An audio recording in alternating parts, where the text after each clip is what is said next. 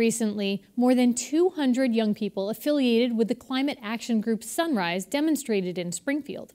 They rallied in front of Congressman Richard Neals' office to demand he formally sign on to the Green New Deal.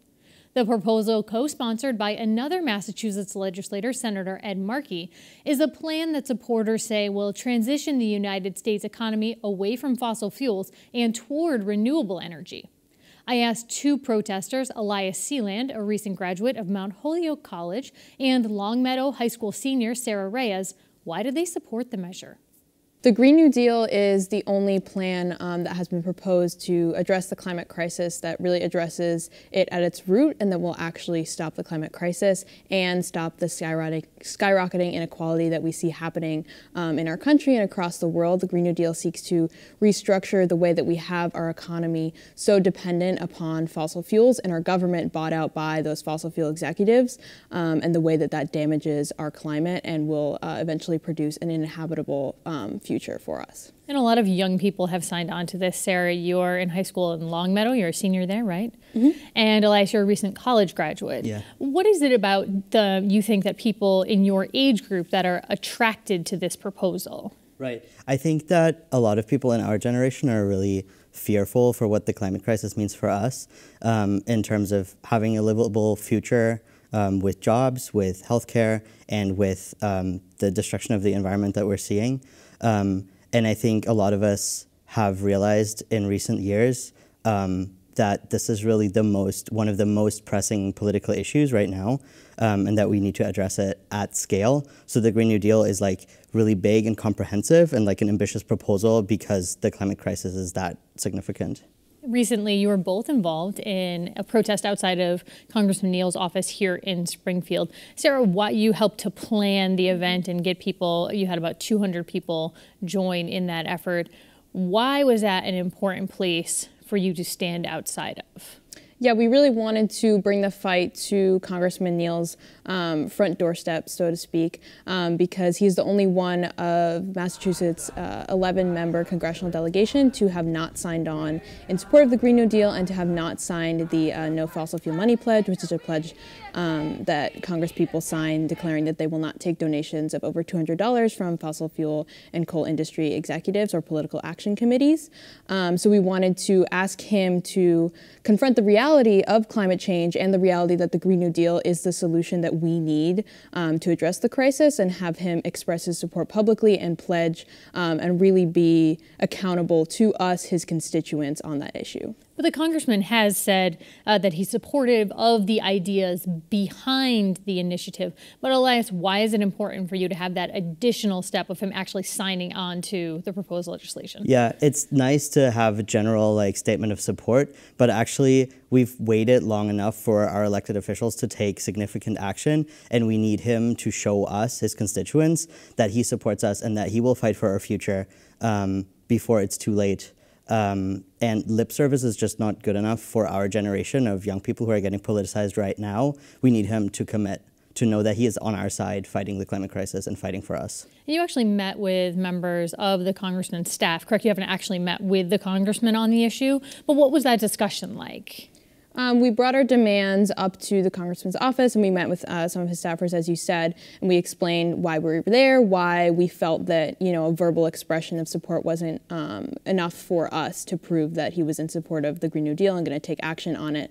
And his staff members said that, he supports the Green New Deal, he supports the ideas of it, but he's unable to sign on to it basically because of his status in Congress, and essentially that he was trying to find a way to say that he supported us without actually taking the action of signing on and pledging to support us. Do you find that problematic? Yeah, I do. I think that he is trying to figure out how to not lose us on this issue for the upcoming election next year without actually making a commitment that we can hold him to.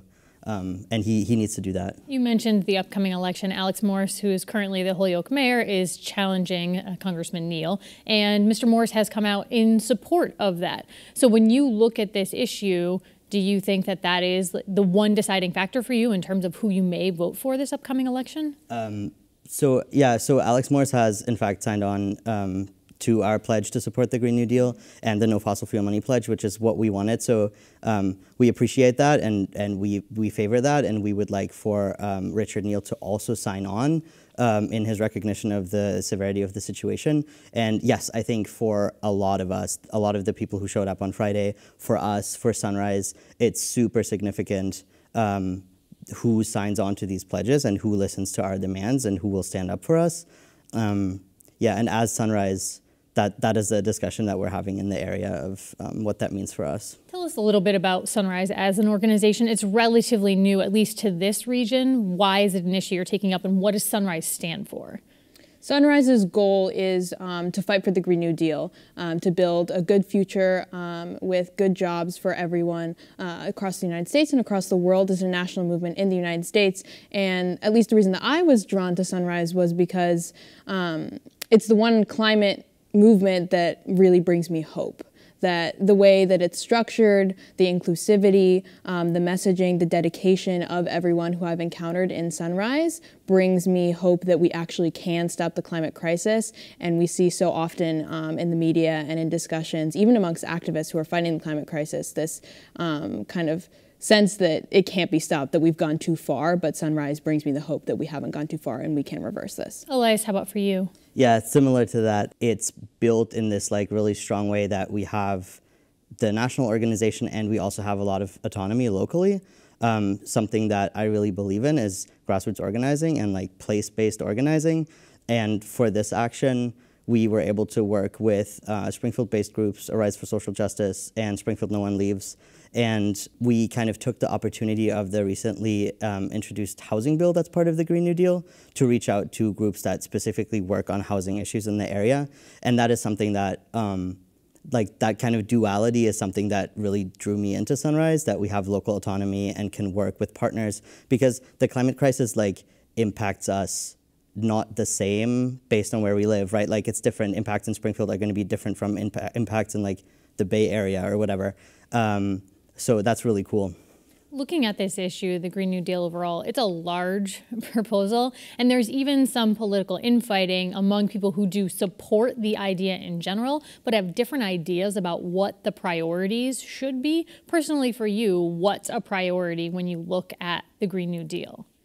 I think the biggest priority for me is making sure that all climate action that we take to address the crisis keeps in mind the principles of environmental justice and really has that at the center, that we are making sure that frontline communities, marginalized communities that are bearing the brunt of this crisis and actually did the least to cause it in comparison with, billionaire fossil fuel executives are the ones who are being given the solutions and who are being protected the most because they are in the most danger of the climate crisis despite not having caused it. Does that give you cause for concern because powerful industries you're opposing powerful industries here, whether it's fossil fuel or others, that you guys are kind of, this is an uphill battle for you?